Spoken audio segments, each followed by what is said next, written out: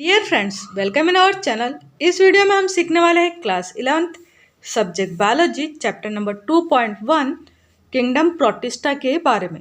इससे पहले हम चैप्टर 2 देख चुके हैं जिसमें हमने किंगडम मोनेरा के बारे में स्टडी किया था। अब यहाँ पर हम किंगडम प्रोटिस्टा के बारे में स्टडी करेंगे। जो वर्ड प्रोटिस्टा है ये कहाँ से आया है, तो ये एक टाइप का ग्रीक वर्ड है जिसका मीनिंग क्या होता है, प्राइमरी या फिर फर्स्ट, यानी कि प्राथमिक ऑर्गेनिज्म होता है इसका मीनिंग। इंट्रोडक्शन देखते हैं इसका। इंट्रोडक्शन में क्या कहा है कि जो प्रोटिस्ट वर्ड है इसका मीनिंग होता है प्राइमरी, ठीक है, यानी कि प्राथमिक रूप से जो ऑर्गेनिजम्स आते हैं उनको किंगडम प्रोटिस्टा के अंतर्गत रखा जाता है, ठीक है। और इनकी जो डिस्कवरी है या इसके बारे में सबसे पहले किसने बताया था, तो अर्नेस्ट हैकल ने बताया था किंगडम प्रोटिस्टा के बारे में सबसे पहले। कब बताया था, 1866 में बताया था। और इसमें किस टाइप के ऑर्गेनिज्म आते हैं, तो सारे जो ऑर्गेनिज्म है वो वन सेल्ड होते हैं, यानी कि यूनिसेलुलर ऑर्गेनिज्म आते हैं। और इनकी जो सेल है वो कैसी होती है, यूकैरियोटिक होती है। जैसे मोनेरा में अपन ने देखा था कि यहाँ पर जो मोनेरा में जो सेल थी वो प्रोकैरियोटिक सेल थी, जबकि जो प्रोटिस्टा है इनमें जो सेल रहेगी वो कैसी रहेगी, यूकैरियोटिक रहेगी, ठीक है, यानी कि अच्छे से डेवलप रहेगी ये सेल। आगे देखते हैं इसमें क्या कहा है। ये जो किंगडम प्रोटिस्टा है इसको एक और नाम से जाना जाता है, क्या नाम है, गार्बेज कैन या फिर डस्टबिन ऑफ क्लासिफिकेशन के नाम से भी इसको जाना जाता है। क्यों, क्योंकि यहाँ पर जो ऑर्गेनिजम्स है इनके कैरेक्टर्स काफ़ी डिफरेंट होते हैं। कुछ ऑर्गेनिज्म ऐसे हैं जो कि प्लांट की तरह बिहेव करते हैं और कुछ ऑर्गेनिज्म ऐसे हैं जो एनिमल की तरह बिहेव करते हैं, यानी कि इनमें दोनों टाइप के बिहेवियर पाए जाते हैं। इसलिए क्लासिफिकेशन में थोड़ी सी दिक्कत आती है, इसीलिए इसको क्या कहा गया है, डस्टबिन ऑफ क्लासिफिकेशन, यानी कि कचरा घर कहा गया है इसको क्लासिफिकेशन का। किसको, किंगडम प्रोटिस्टा को। अब आगे देखते हैं इसके जो साइलेंट फीचर है यानी कैरेक्टरिस्टिक्स है किंगडम प्रोटिस्टा के, वो क्या क्या है। तो पहला कैरेक्टरिस्टिक्स यहाँ पर दिया है कि the kingdom protista includes unicellular, यानी कि यहाँ पर जितने भी ऑर्गेनिज्म होते वो कैसे होते हैं, जनरली यूनिसेल्युलर टाइप के होते हैं, यानी कि पूरी बॉडी इनकी वन सेल से मिलकर बनी होती है। यूकैरियोटिक टाइप के सेल होते हैं, यानी कि जो सेल है वो काफ़ी अच्छे से डेवलप होती है। उसमें न्यूक्लियस के चारों ओर मेम्ब्रेन पाई जाती है, एंडोप्लाज्मिक रेटिकुलम सेपरेट पाया जाता है, इसके अलावा माइटोकॉन्ड्रिया, गोल्जी बॉडी, ये सब सेल ऑर्गन्स उसमें अच्छे से डेवलप्ड रहते हैं, ठीक है। आगे कहा एक्वेटिक माइक्रो ऑर्गेनिज्म होते हैं, यानी कि यहाँ पर जो ऑर्गेनिजम्स आते हैं वो एक्वेटिक होते हैं, यानी कि जल में रहने वाले माइक्रो ऑर्गेनिज्म यानी कि सूक्ष्म जीव आते हैं इसमें, ठीक है। सेकेंड कैरेक्टरिस्टिक्स में क्या कहा है, the cell structure is more complex than monera, यानी कि जो मोनेरा किंगडम के ऑर्गेनिज्म हमने स्टडी किए थे उनकी जो सेल थी वो कैसी थी, सिंपल सेल थी, ठीक है। और यहाँ पर जो सेल है वो किस टाइप की सेल है, इनकी तो कॉम्प्लेक्स सेल होती है। तो ये एक डिफरेंस है इसमें।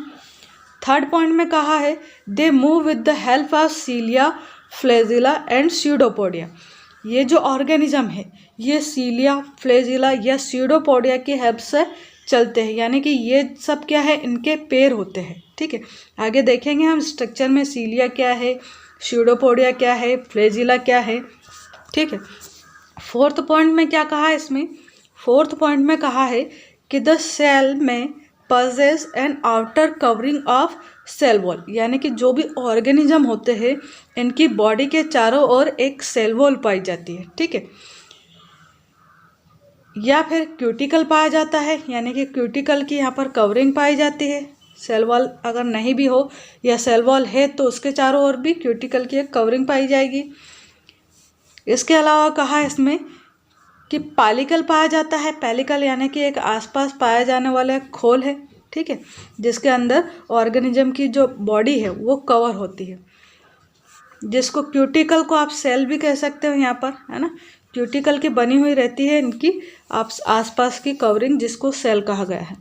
आगे कहा है the cell wall contain cellulose, जो ऑर्गेनिज्म की बॉडी के चारों ओर सेल वॉल पाई जाती है ये सेलुलोज की बनी हुई होती है। काय की बनी हुई है ये, तो ये सेलुलोज की बनी हुई रहती है।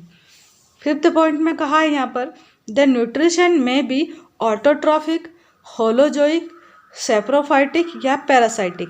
मीन्स ये अपना भोजन या तो खुद बना सकते हैं या फिर दूसरे जीव जंतुओं को खा के ले सकते हैं या फिर मरे हुए जीव जंतुओं से भी ले सकते हैं या फिर दूसरे ऑर्गेनिज्म पर ये डिपेंड भी हो सकते हैं। ठीक है, यानी कि सभी टाइप के कैरेक्टर्स इनके अंदर पाए जाते हैं।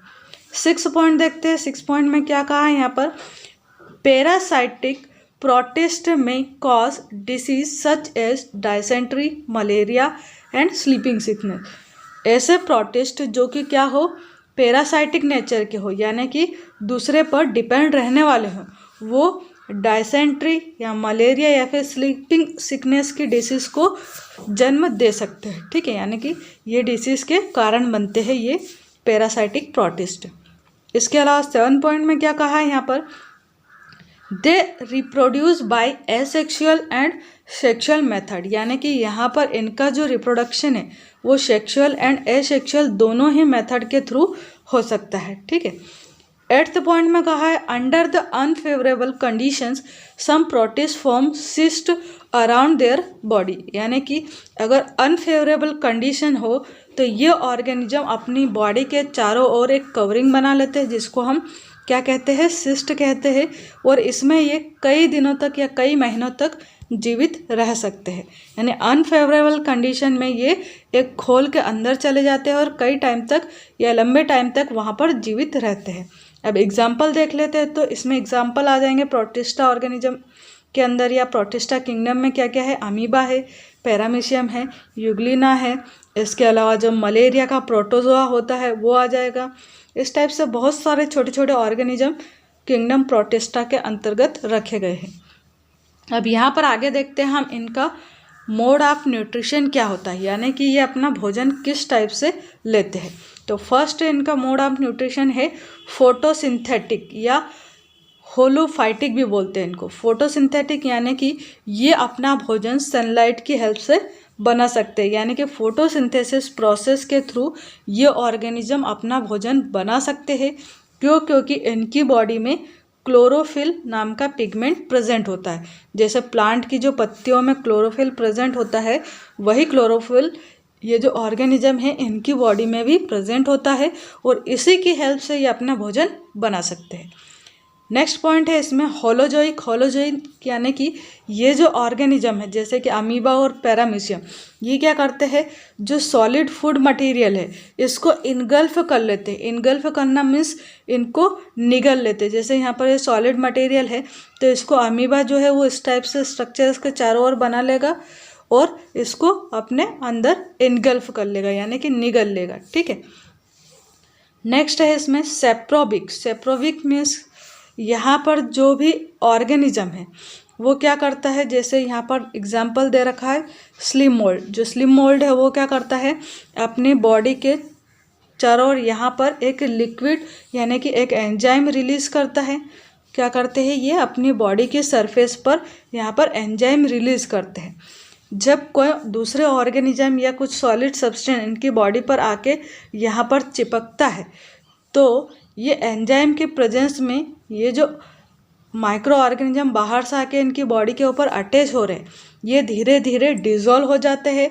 यानी कि इनकी बॉडी में जो भी कार्बोहाइड्रेट या अमीनो एसिड्स रहते हैं वो धीरे धीरे सिंपल मॉलिक्यूल्स में चेंज हो जाते हैं और उसके बाद फिर इनकी बॉडी के द्वारा ये जो मटेरियल है, सिंपल मटेरियल्स, इनको ये एब्जॉर्व कर लेते हैं और इस टाइप से ये अपना भोजन ग्रहण करते हैं। ठीक है, नेक्स्ट है पैरासाइटिक। पैरासाइटिक यानी कि ऐसे प्रोटिस्ट जो कि अपना भोजन दूसरे जीव जंतुओं से प्राप्त करते हैं, उनको हम बोलते हैं पैरासाइटिक यानी कि परजीवी।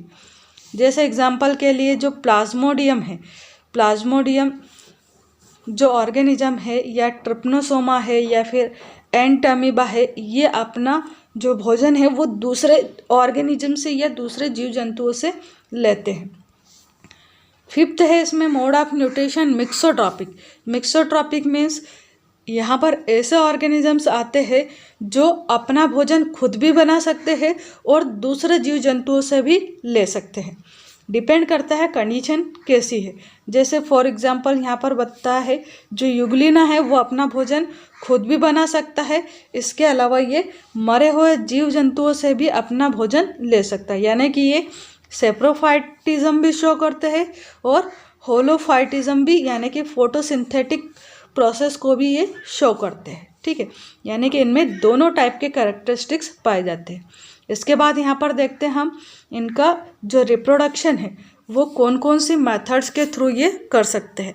तो generally protist reproduce asexually and sexually also. Generally जो प्रोटिस्ट ऑर्गेनिज्म है वो एसेक्सुअली रिप्रोडक्शन करते हैं, बट कुछ ऐसे हैं जो सेक्सुअली भी रिप्रोडक्शन कर सकते हैं। अब यहाँ पर अलग अलग टाइप के रिप्रोडक्शन बताया है, जैसे कि एसेक्सुअल में अगर आप देखें तो ये बाय फिजन, यानी कि फिजन के थ्रू ये रिप्रोडक्शन कर सकते हैं, या फिर सिस्ट फॉर्मेशन के थ्रू रिप्रोडक्शन कर सकते हैं, या फिर बाय स्पोर फॉर्मेशन, यानी स्पोर का फॉर्मेशन करेंगे और उनके थ्रू नए ऑर्गेनिज्म बनेंगे, या फिर बडिंग के थ्रू, जैसे हाइड्रा में होता है उस टाइप से बडिंग के थ्रू भी ये रिप्रोडक्शन कर सकते हैं। सेक्सुअल मोड ऑफ रिप्रोडक्शन अगर हम देखें तो यहाँ पर by the formation of gametes, यानी गैमेट्स का फॉर्मेशन करके ये सेक्सुअल रिप्रोडक्शन कर सकते हैं, या फिर बाय कॉन्जुगेशन, यानी कि दो ऑर्गेनिया आपस में जुड़ जाते हैं और इनके बीच में फिर एक ट्रांसफर ट्यूब बन जाती है और इस टाइप से भी ये कॉन्जुगेशन के थ्रू भी ये सेक्सुअल रिप्रोडक्शन कर सकते हैं। तो ये थे आज के हमारे टॉपिक्स। क्या क्या सीखा हमने कि प्रोटिस्ट ऑर्गेनिजम्स क्या होते हैं, इनका हमने यहाँ पर इंट्रोडक्शन देखा। ठीक है, सबसे पहले क्या सीखा हमने, इंट्रोडक्शन देखा है इनका। इसके बाद इनके कैरेक्टरिस्टिक्स यानी कि साइलेंट फीचर्स देखे, इसमें हमने 8 कैरेक्टरिस्टिक्स देखे, एग्जाम्पल देखे। इसके अलावा इनमें न्यूट्रिशन का मोड क्या है ये सीखा। इसके साथ ही हमने यहाँ पर देखा है कि ये रिप्रोडक्शन कैसे कर सकते हैं। तो ये थे हमारे आज के टॉपिक्स। आई होप आपको अंडरस्टैंड हुए होंगे।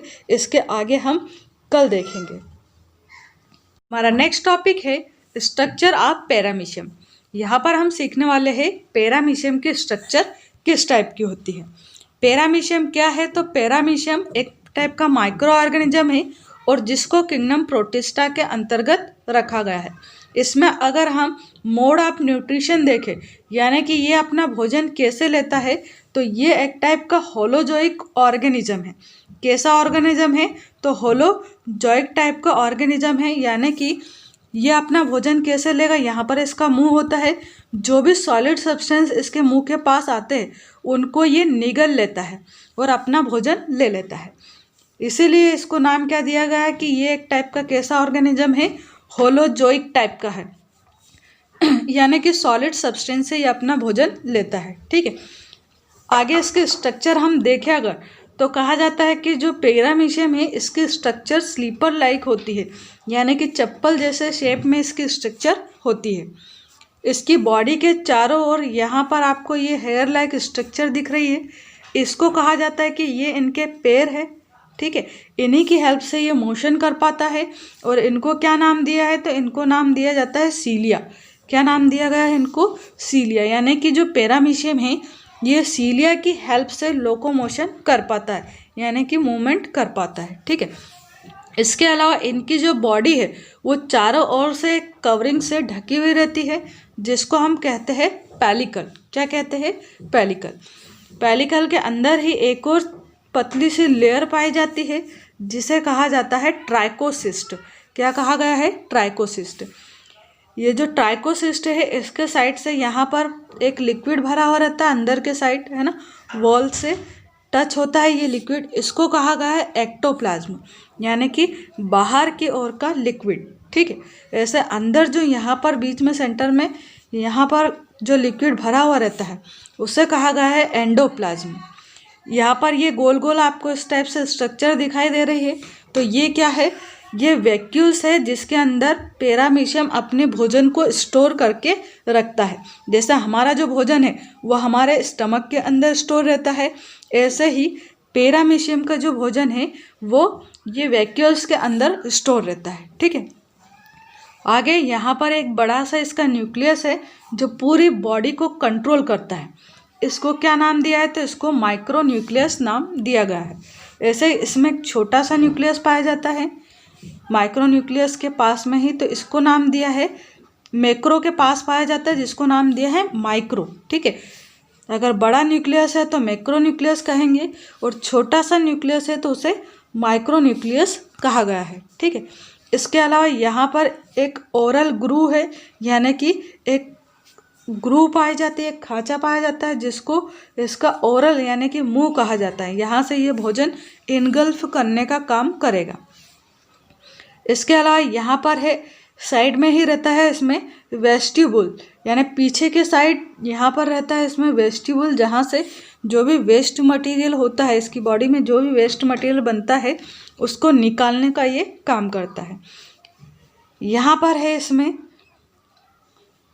सिस्टोस्टोम, क्या है यहाँ पर सिस्टोस्टोम, और इसके नीचे यहाँ पर है इसमें सिस्टोफेरिंग्स। ठीक है, तो ये सिस्टोस्टोम और सिस्टोफेरिंग्स क्या है, तो ये इसके मुंह के ही पार्ट है जिसकी हेल्प से ये भोजन को अंदर की साइड निगलने का काम करता है। और यहाँ पर फिर इस टाइप से गोल गोल शेक लाइक स्ट्रक्चर बना देता है। यहाँ पर इनको क्या नाम दे रखा है, वैक्यूल दिया है। क्या कर रहा है यहाँ पर, फॉर्मेशन ऑफ फूड वैक्यूल्स। जो सिस्टोफेरिंग्स है ये क्या करता है, फूड वैक्यूल्स का फॉर्मेशन करता है, और ये फूड वैक्यूल यहाँ से टूटने के बाद फिर यहाँ पर बॉडी में कहीं पर भी इधर उधर ये बिखरे हुए रहते हैं। ठीक है, इसके अलावा नेक्स्ट आगे कहा है इसमें कि यहाँ पर ये जो स्ट्रक्चर दिख रहे हैं ये क्या है, तो ये है सिस्टोफाइगस। ये अगर आप नहीं भी लिखते हो तब भी चल जाएगा, ये भी छोड़ सकते हो आप। इसके बाद यहाँ पर आपको ये जो दिख रहे हैं ये क्या है, ये वैक्यूल्स है। अब इसमें ऊपर के साइड जो ये वैक्यूल है इसको कहा है कि ये कौन सा वैक्यूल है, एंटेरियर कॉन्ट्रैक्टाइल वैक्यूल है। ये क्या है, तो एंटेरियर कॉन्ट्रैक्टाइल वैक्यूल है। ऐसे ही यहाँ पर नीचे की साइड जो है वो क्या है, पोस्टेरियर कॉन्ट्रैक्टाइल वैक्यूल। ये पीछे के साइड पाया जाता है और ये बॉडी में ऊपर के साइड यानी कि आगे की साइड पाया जाता है। और यहाँ पर ये इस टाइप से जो आपको स्ट्रक्चर्स दिख रही है इनको नाम दिया यहाँ पर कि ये क्या है, रेडिकल केनाल है। इसकी जो पैरामीशियम है इसमें ये रेडिकल केनाल है। तो ये था हमारा पैरामीशियम टॉपिक। आई होप आपको अंडरस्टैंड हुआ होगा। नेक्स्ट टॉपिक है हमारा एसेक्सुअल रिप्रोडक्शन इन पैरामीशियम। जो पैरामीशियम है ये एसेक्सुअल टाइप से भी रिप्रोडक्शन कर सकता है और सेक्सुअल टाइप से भी रिप्रोडक्शन कर सकता है। जब ये एसेक्सुअल टाइप से रिप्रोडक्शन करता है तो ये कैसे रिप्रोडक्शन करेगा, ये बाइनरी फ्यूजन के थ्रू ये एसेक्सुअल टाइप से रिप्रोडक्शन करता है। ठीक है, अगर ये सेक्सुअल टाइप से रिप्रोडक्शन करता तो फिर इसमें कॉन्जुगेशन मेथड यूज़ की जाती। ठीक है, यानी कॉन्जुगेशन मेथड के थ्रू ये फिर 1 से 2 पैरामीशियम बना पाता यानी कि रिप्रोड्यूस हो पाता। यहाँ पर हम सीखने वाले हैं कि जो पैरामीशियम है वो बाइनरी फ्यूजन किस टाइप से करता है, यानी कि एक सेल से 2 सेल यहाँ पर किस टाइप से बनती है। तो यहाँ पर स्ट्रक्चर है हमारे पास पैरामीशियम की। ये जो स्ट्रक्चर ले रखी है हमने, किसकी स्ट्रक्चर है, ये पैरामीशियम की। ये पैरामीशियम की स्ट्रक्चर है। यहाँ पर हेयर ने बनाया है, इसमें जो सीलिया है वो नहीं बनाया है। ठीक है, यहाँ पर ये क्या है, तो ये इसका कॉन्ट्रैक्टाइल वैक्यूल है।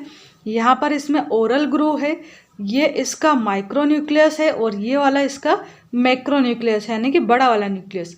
ऐसे यहाँ पर है इसमें कॉन्ट्रैक्टाइल वैक्यूल। ठीक है, अब आगे देखते हैं किस टाइप से ये रिप्रोडक्शन कर पाते हैं। तो यहाँ पर जब ये बाइनरी फ्यूजन करते हैं तो यहाँ जो ये न्यूक्लियस है वो क्या हो जाता है, थोड़ा चपटा हो जाता है, इस टाइप से 8 लाइक स्ट्रक्चर बनाता है थोड़ी सी, है ना, 8 जैसे शेप में ये स्ट्रक्चर चेंज करता है इसकी। और यहाँ पर ये जो माइक्रो न्यूक्लियस दे रखा है ये भी थोड़ा सा ऐसे चपटा हो जाता है। इसके अलावा इसमें यहाँ पर जो ओरल ग्रू है वो डिसअपेयर होना स्टार्ट हो जाती है, यानी कि यहाँ जो इसका मुंह था वो धीरे धीरे डिसअपेयर होता है। ये डिसअपेयर होगा और फिर दोनों साइड 2 नए इसमें मुंह बनेंगे। नेक्स्ट स्टेप में देखते हैं हम। यहाँ पर नेक्स्ट स्टेप में इसमें क्या दे रखा है, यहाँ पर देखिए जो माइक्रो न्यूक्लियस है वो एकदम ऐसे लंबा सा बन गया है और जो मैक्रो न्यूक्लियस था वो इस टाइप से इसने 8 लाइक स्ट्रक्चर कंप्लीट यहाँ पर बना ली है। ये धीरे धीरे यहाँ से टूटेगा और फिर एक न्यूक्लियस से दो न्यूक्लियस बना लेगा, जैसे यहाँ पर नेक्स्ट स्ट्रक्चर में बताया है। ठीक है, यहाँ पर एक से ये दो न्यूक्लियस इसके बन गए। इसके अलावा यहाँ पर देखिए, यहाँ क्या था, ओरल इसमें ग्रूव डिसअपेयर हो रहा था और यहाँ पर इस स्टेज में आके इसमें नया ओरल ग्रूव का फॉर्मेशन हो रहा है। दोनों साइड दो ओरल ग्रूव इसमें बन गई है। ठीक है, नेक्स्ट स्टेप में क्या किया इसने, यहाँ पर ये जो इसकी आउटर कवरिंग थी जिसको हमने पेलिकल नाम दिया था, ये भी धीरे धीरे यहाँ से डिसोशिएट हो रही है और यहाँ पर तो इसने ग्रूव बनाई थी ओनली। ठीक है, अब यहाँ पर ये दो अलग अलग पार्ट में इस टाइप से डिवाइड होना स्टार्ट कर देती है। एक तरह से डिवाइड लगभग हो ही चुकी रहती है ये।